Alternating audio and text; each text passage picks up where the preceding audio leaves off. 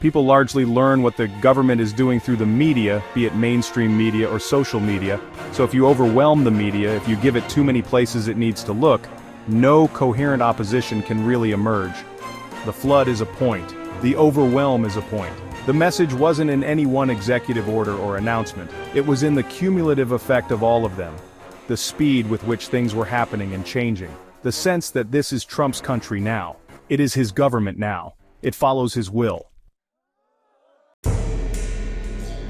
It does what he wants, that he is limitless.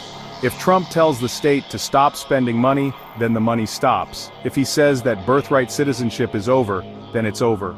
Or so he wants you to think. In Trump's first term, people said, don't normalize him. In a second, though, the task, I think, is a little bit clearer. Don't believe him.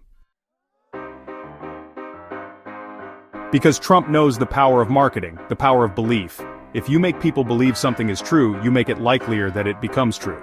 He clawed his way back to great wealth by playing a fearsome billionaire on TV.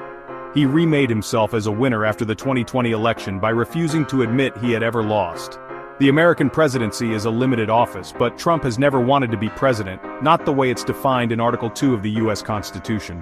What he's always wanted to be is king, and his plan this time is to first play king on TV. If we believe he's already king, if we believe he already has all that power, it becomes likelier that we'll let him govern as a king. We will then give him that power, don't believe him. Trump has real powers, but they are the powers of the presidency, the powers Joe Biden had, the powers Barack Obama had. The pardon power is vast and unrestricted, and so he could indeed pardon the January 6th rioters.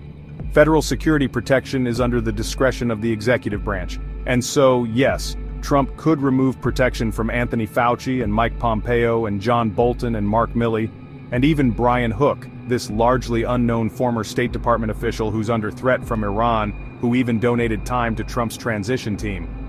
All of this, it was an act of astonishing cruelty and callousness, this from a man who nearly died by an assassin's bullet months ago. As much as anything ever has been this to me, this was an X-ray of the smallness of Trump's soul, but it was an act that was within his official power. But the president cannot rewrite the Constitution. If you're always consumed by the next outrage, you can't look closely at the last one. Then the impression of Trump's power remains, and the fact that he keeps stepping on rakes is missed. The projection of strength obscures the reality of weakness. Don't believe him. He is trying to substitute perception for reality. He's doing that hoping the perception then becomes reality. But that can only happen if we believe him. They've been preparing, plotting, scheming. They will control events rather than be controlled by them, control institutions rather than be curbed by them. But the closer you look, even at this first 2 weeks, the less true it seems. They're scrambling and flailing already. They're leaking against each other in the press already.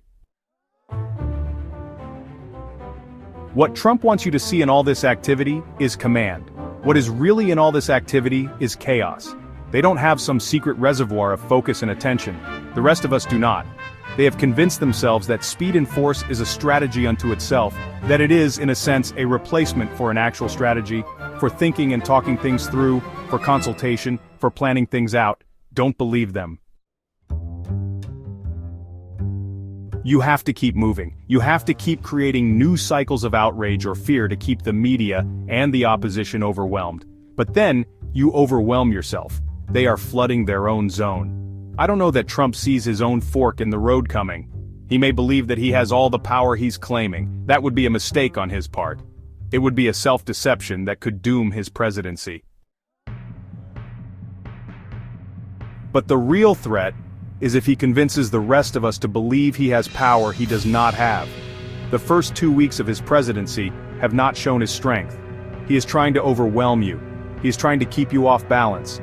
He is trying to convince you of something that isn't true. Don't believe him.